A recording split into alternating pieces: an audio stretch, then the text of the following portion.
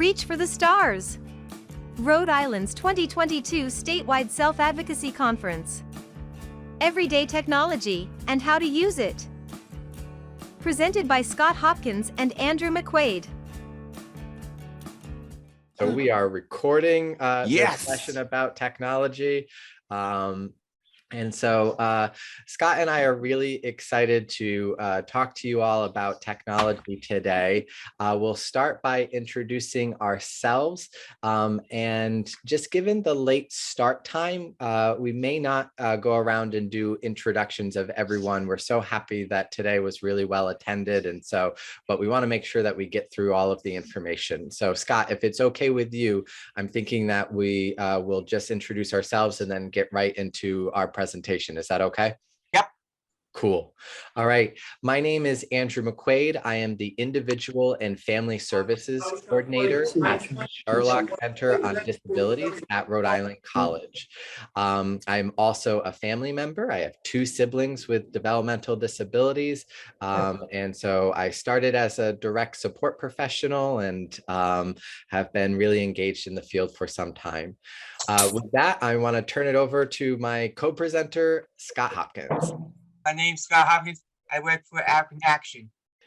So Scott and I are really excited to talk about technology. So Scott, I'll turn it over to you to share a little overview of what it is that we're going to be talking about today.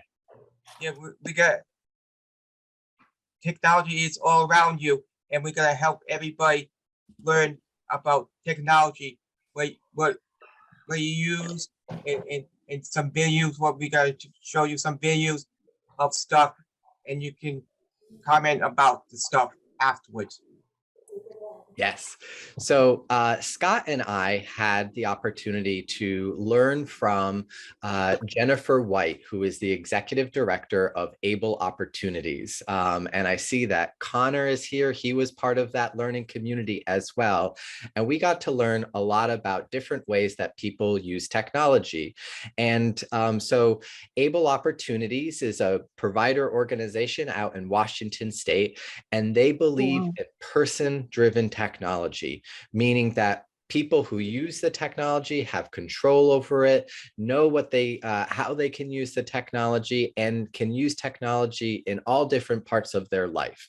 And so Scott and I were lucky enough to get a film from Able Opportunities that's going to show you a lot of different ways that people are using technology in their lives. So we're going to share that film, and after each section, we'll pause and Scott will share a little bit about what he saw in the video that was interesting to him.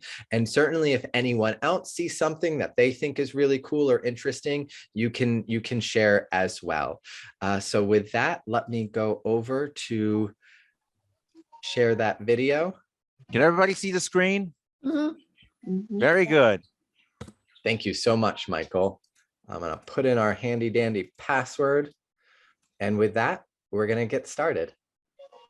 And search on the internet for the name of your product, accessibility features. For example, Android accessibility features. You can also search smart devices, disabilities, and find many helpful articles.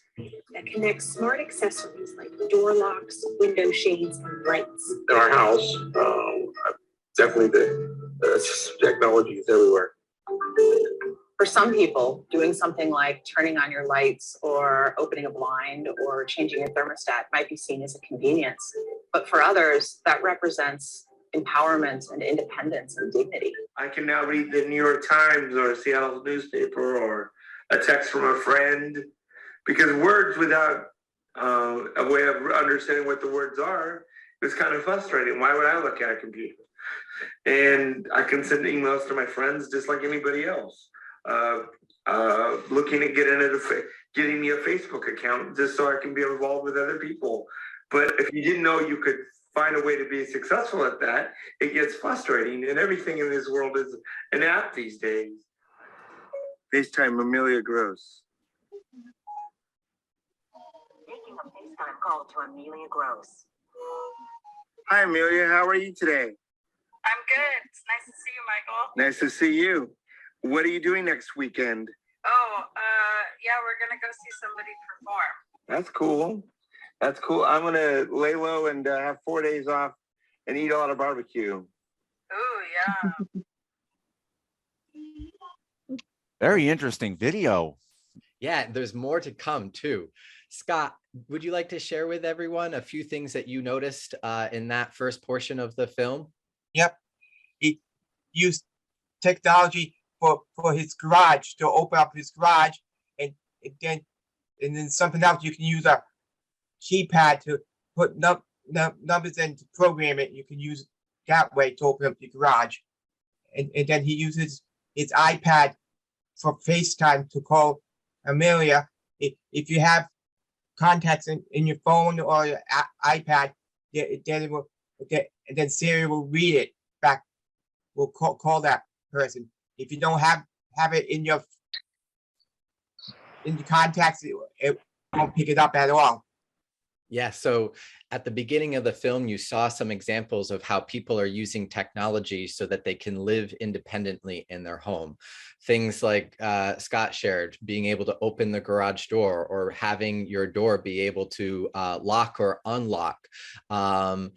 Some folks use like a device so that they can see if someone comes to their door, who's at the front door, a little camera at the front of their door, or to be able to turn on or off lights, or have blinds that open or shut, or even using thermostats that you can control from your phone, so that if you're feeling too warm and if you aren't able to access your thermostat, you can turn the temperature in your home up or down.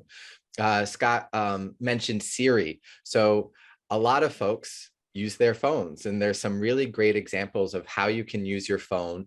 And he showed the person in the film use Siri to be able to call someone.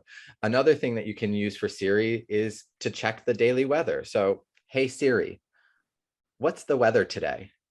It's currently cloudy and 66 degrees. Today's high will be 70 degrees and the low will be 54 degrees. You can also use Siri to have fun. Hey Siri, tell me a joke. A comma and an apostrophe decide to go to couples therapy. Even though the apostrophe was being possessive, the comma didn't want to end things. So, That's a good one. so there are Too bad I don't have Siri. there are all sorts of different ways that you can use your phone to be more accessible. And one other thing that you saw was the gentleman talked about using apps on his phone that support him to read his local newspaper. And so there are lots of apps that can read out loud to you what's on the screen. So did anyone see anything else that they wanted to comment on? Okay, we're gonna go to the next part of the film. Can everybody see it? Yeah. Yep. Very good. Take it away, Andrew. Storytelling, organizing, learning. Smart devices allow for independence and self-expression. Self-advocacy film made by and with customers carries information about communication, likes and dislikes, and accommodations that work. This is my self-advocacy film. I'm 24, loved. They tell me I'm good looking and I'm blind.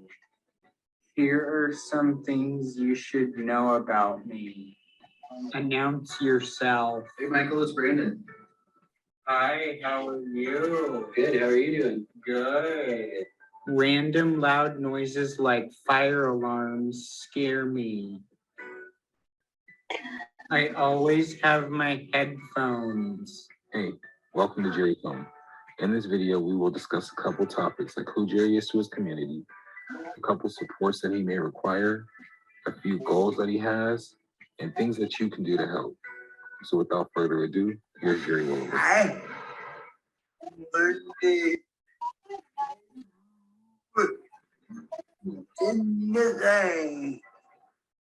Has several signs that look very similar.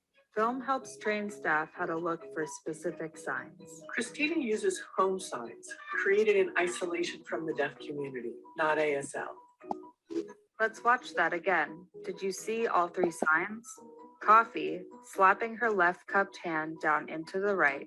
Soda, slapping her right hand up onto the left. Coco, swipes her left hand over the top of the right.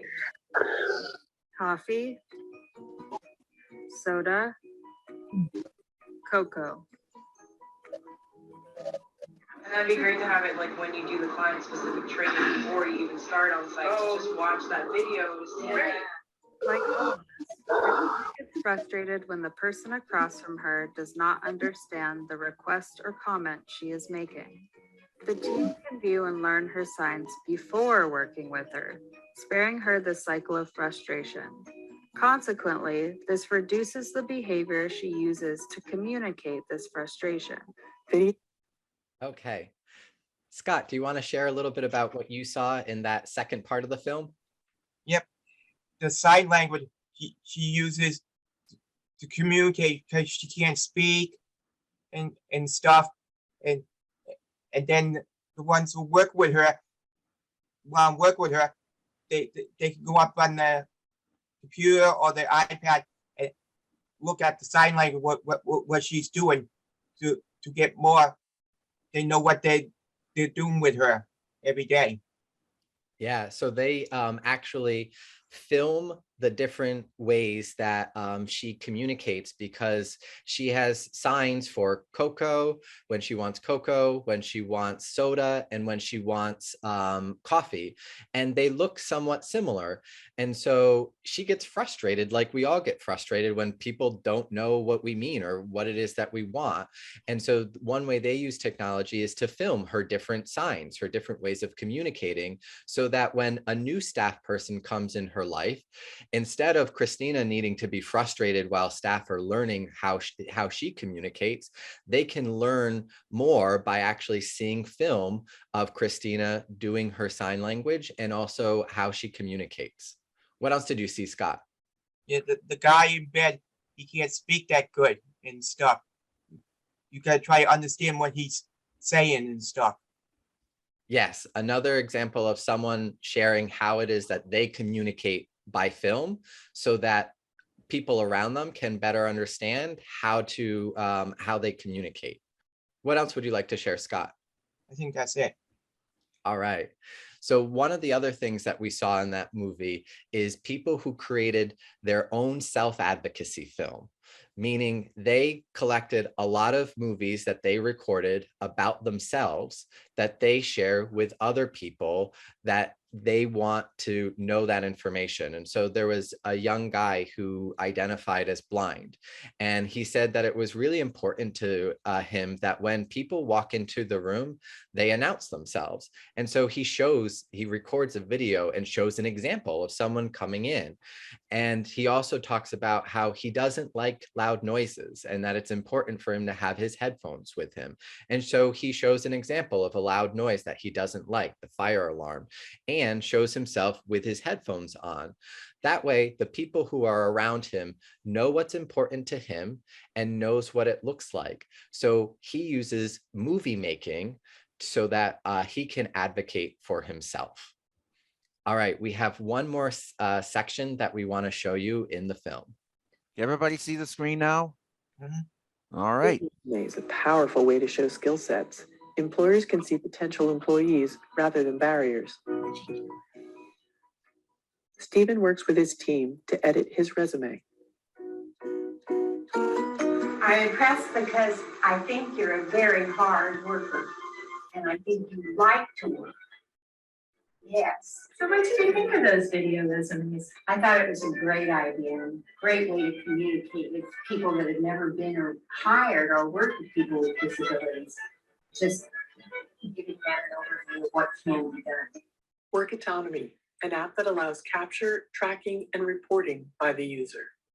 Work autonomy is such a miracle in a way that when Joseph and Apple started using that, I felt like there is a huge weight taken off my shoulder, and I am just watching them, doing the process. And it's not me really doing the queuing now, but they independently go back to that work autonomy and see if they're doing the steps right, which in fact is something that they programmed themselves and that I did not program for them.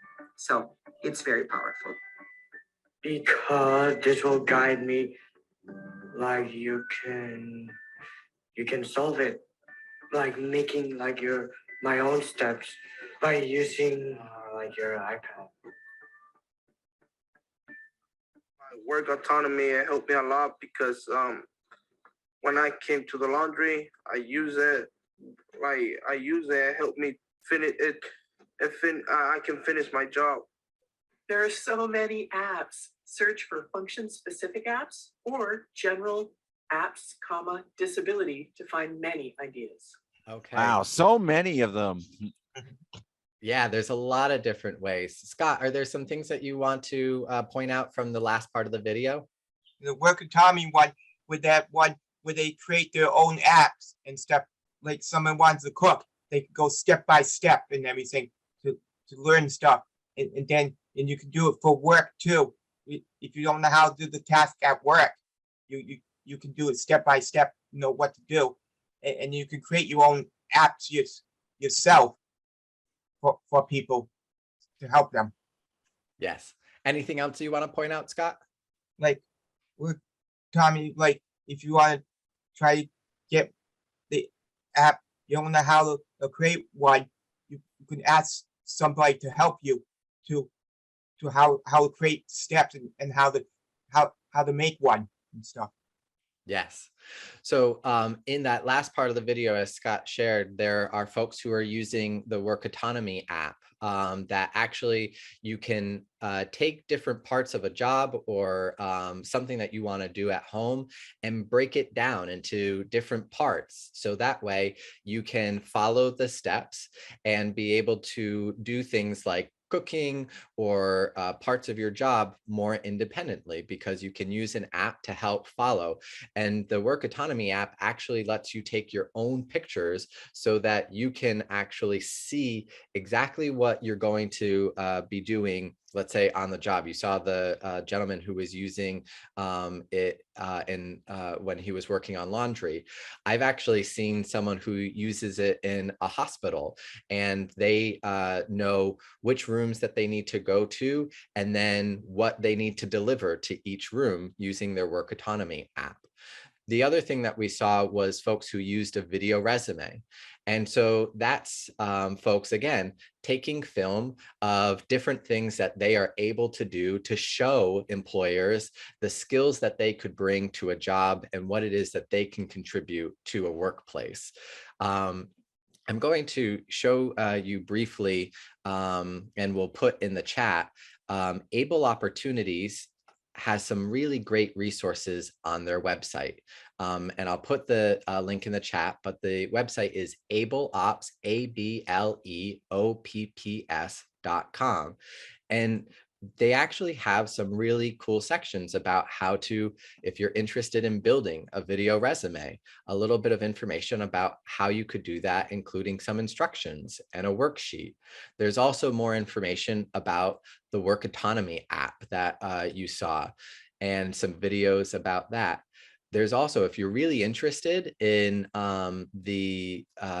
making movies on your iPad, there's actually a really cool whole section about being able to start by making a silly movie. And you learn through that a lot of different ways to be able to make film on your iPad. So I will share that link in the chat so that everybody has it. At the very end of the presentation, it talks about apps. And there was a gentleman at the very beginning of the video who said, you know, everything right now, everything in the world is an app. And so Scott and I want to share with you a few of our favorite apps that we use. Scott, do you want to start? Yep. Now I got a temperature thing for my wall, for my heat. Now it's using Wi-Fi. It doesn't use batteries anymore. You can use Wi-Fi and you look it up, the app, and get the name of it, and you can find it and everything. If you don't have it hooked up to your wall, it won't recognize it. So you get it hooked up first. When you get it hooked up, then it will recognize it to your app. And then we use ones for work when we share stuff like Deb wants to share stuff with all of us. We can share it back and forth with the app and stuff you can do at work and stuff. to know. And the calendar, you can get a calendar app what we use for work advocacy. You can know what your schedule is for every day. You can look at like Deb or Michelle post something up there. You can go back and look at it and say, oh, they posted this up. Then you know what you have for the day. Thank you, Scott. So there are 3 apps that I really, really love to use. One is my Spotify app. So I'll show you right here. And Spotify is a music app. It lets you listen to it's a free app, and you can use it to listen to all sorts of music. I love listening to music. It helps me feel calm. Sometimes it helps me focus when I'm working. I'm seeing, Becky, you nodding your head. So it sounds like you use music a lot, Ellie. Yeah, so I love music. Pandora. Yeah, absolutely. So, and sometimes I use music when I'm exercising to make me feel energized. So music apps like Spotify or Pandora can be really, really great apps. Another I have app, Pandora. yeah. And they're free. And they're free. And they're free. Absolutely. There are many apps that are free that are great for a lot of different things. The other app that I love to use is I love to go on YouTube. So YouTube lets you watch all sorts of different videos. One of the things that I love about YouTube is learning about things that I might not know how to do. So the other week I had to change the battery on my lawnmower. I don't know how to change my battery on the lawnmower. So what I did was I went to YouTube and I searched. I put change battery lawnmower. I put change battery lawnmower, and check this out. All of a sudden, a bunch of videos about how to change your battery on your lawnmower came up. And there's all sorts of how-to videos that you can find on YouTube if you want to learn something new. But I told you I really like music. So sometimes I just listen to music that or get to see artists perform live. And so that can be really cool too. And Scott mentioned using a calendar app. I use a calendar app too. And a calendar app really helps for me to know where is it that I'm going, what am I doing, and what time do I need to be there.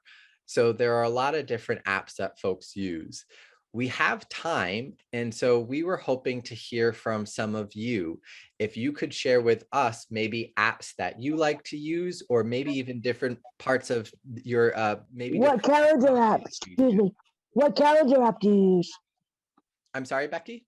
What calendar app do you use? So that's a great question. I use a calendar as part of so Outlook. Outlook is the app that I use. Oh, yeah. And Outlook actually uses email. So I have my email in Outlook. I have a calendar in Outlook. And so those two things are together. Right. So now we're interested in hearing from you about the types of technology that you're using in your life, either apps or an iPad or laptop or a phone. I see Ellie and I see Val. Ellie, if you'd like to go first, and then we'll go to Val. Of course. Some of the apps I like to use for music, I always use Amazon Music or YouTube. I also use Hulu to watch shows, movies. Let's see, I also play games, color. Yeah. If you don't mind me asking, Ellie, what's really good about using apps to color or play games? Why do you enjoy doing that? I enjoy coloring and playing games because sometimes life can be stressful and helps nerves down. Yeah, Ellie, I think that's so cool. You're absolutely right. Life can be stressful, and there's some really great apps and different technology that people use so that you can have fun, not be as stressed. I think that's really, really cool. Thank you for sharing, Ellie. I'm going to go to Val next, and I'm really excited that I see some other folks who are ready to talk about their apps. So Val, I'll go to you next. I was going to ask you, like I'm going to be getting an iPhone. Now, is there a I guess a touch screen. So I was wondering if there's anything I can put on, like if I want to tell Siri to give me, get me a phone number or something. Is there anything I can put on the button, like a button or something? That's Like a raised yeah. dot or something? Val, that's a great question. The really cool thing about Siri is that you don't need a button to call up Siri. So as you set up your device, if you make sure that Siri is working, and if someone needs to help you with that, or actually Scott and I could also help you with that if you wanted. Once you do that, you won't need to push a button. You can actually say, "Hey Siri," and Siri is a setting. Say that again, Becky. Siri is a setting in your phone. Yes, Siri is a setting. So if you turn it on, you won't need to use a button. You'll be able to just say, "Hey Siri," and Siri will come up. And if you say, "Hey Siri, call my mom," if you have a contact in your phone that says mom, it will call your mom automatically. Oh, okay. And also we have a device in the kitchen, a tablet in the kitchen, and we tell Google to play YouTube music on. That's awesome. I know some people who have a tablet in their kitchen, and when they run out of an ingredient, let's say they're out of milk, they'll say, let's say it's an Amazon dot, they might say, "Hey Alexa, add milk to the grocery list." And it will actually keep a grocery list for you, so that the next time you need to go to the grocery store, you'll know what you need to actually pick up at the grocery store. Thank you so much, Val. Thank you. Becky, what type of technology do you like to use to help you in your life? Social media, I do puzzles, because I'm a big puzzle fan. I just started doing puzzles on my iPad. I play Farmville. Yeah. I'm really addicted to that. It keeps me happy. Yeah. Becky, why do you use social media? Can you tell us a little bit about why you choose to use social media? I play Farmville on it. You play Farmville on it? Awesome. Yeah. Do you I ignore the drama. do you connect with any friends or family on social media? No, they don't like me on there. Gotcha. So you use it to play Farmville? Yeah. Awesome. Family doesn't want me on there. Just with folks maybe either doing a thumbs up or raising your hand, does anyone use social media to stay in touch with friends or family? All right, I'm seeing a few hands. Connor, maybe when we get to you, if you could share a little bit about how you use social media, that would be awesome. All right, Katie, do you want to share a little bit about the technology you use in your life? Yes. How about I show you? Yes, please. Okay. I mean, I have a Cricut. Oh, Cricut. Can you tell us about Cricut? Yeah, sure.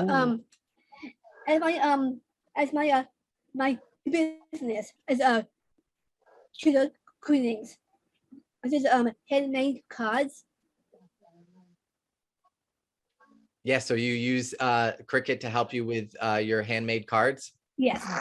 Mm-hmm. Fantastic. Okay. And Canva. Canva, yes. And Square. Oh, can you tell me a little bit about Square? Okay, as a Square. Square is for your money. That's awesome. So I thank you so much for sharing how you use technology to help you in your self-employment and you're running your business. That's really cool. Katie also uses FaceTime. Yes. To who do you talk to most of the time? I say my the boyfriend. Excellent. Bobby. Right. So you get to, and Katie, for folks who might not know about FaceTime, can you share why you like to use FaceTime to talk to your boyfriend? He likes to talk to me.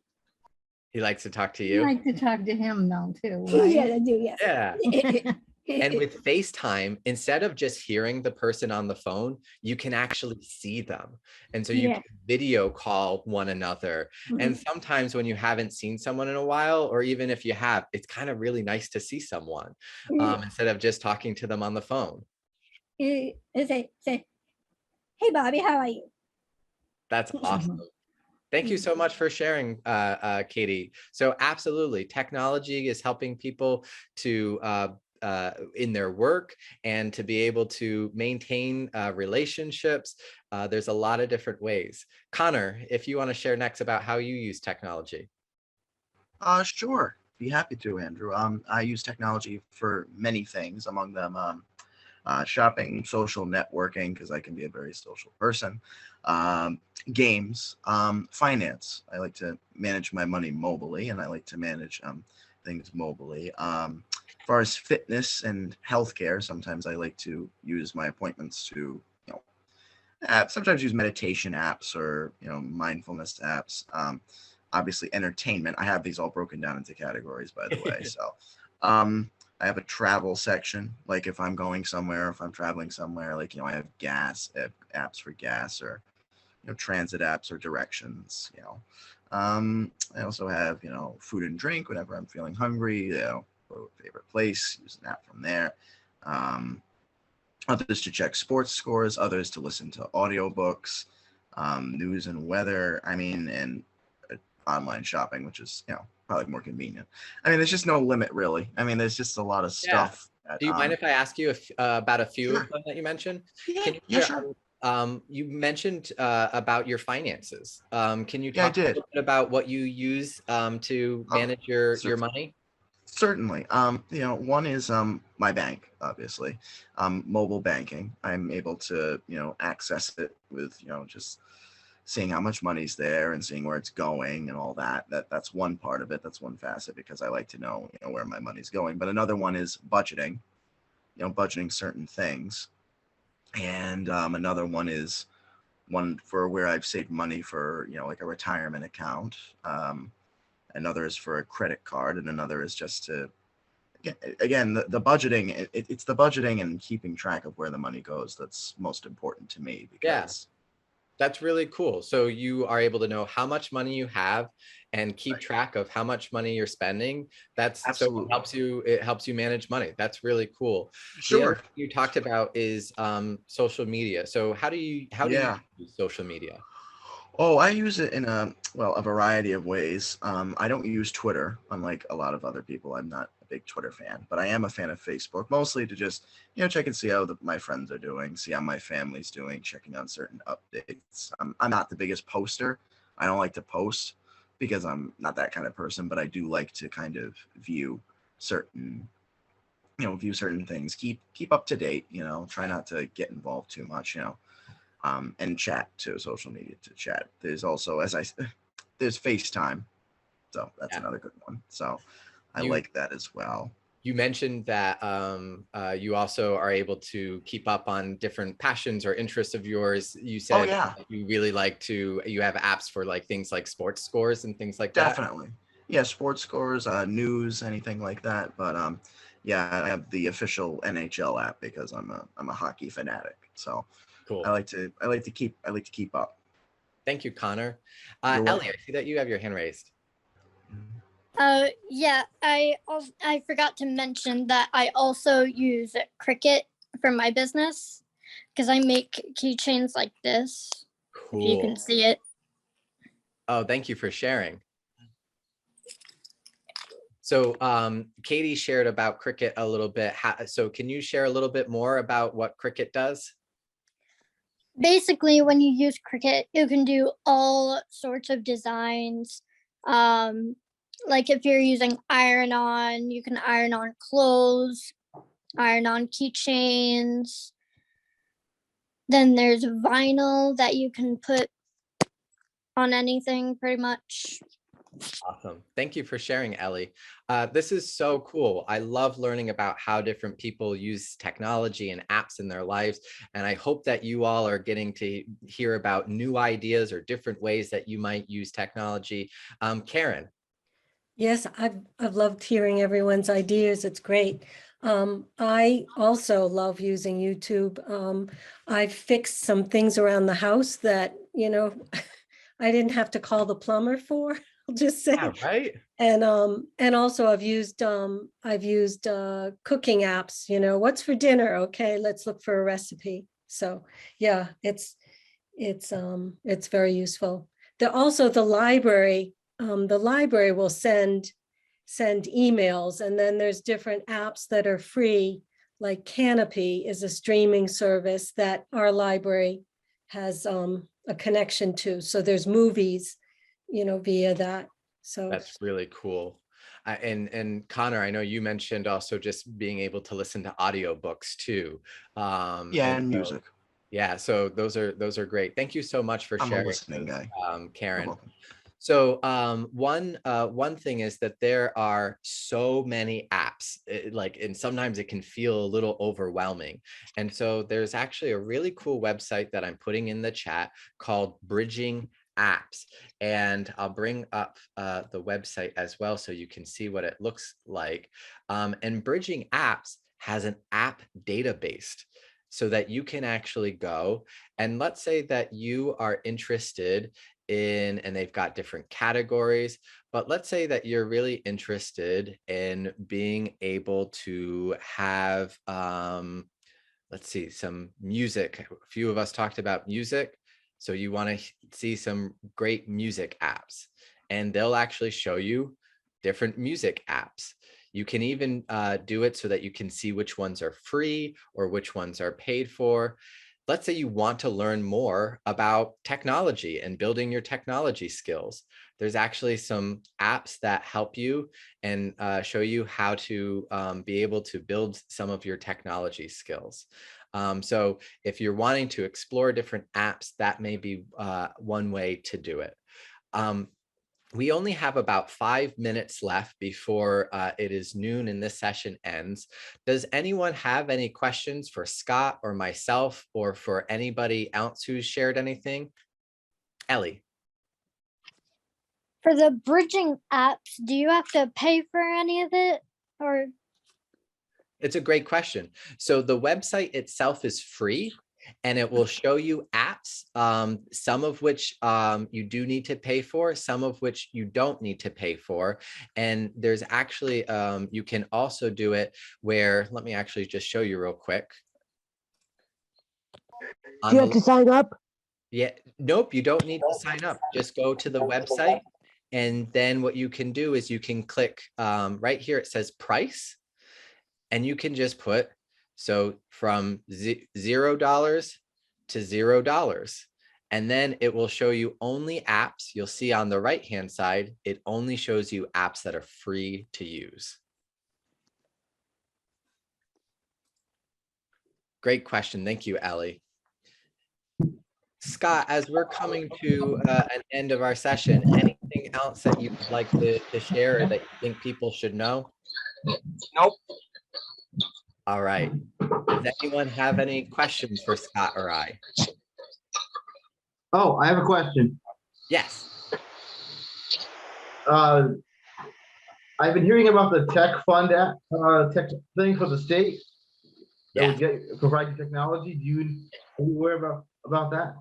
Yes, thank you so much, Jeff, for asking that question.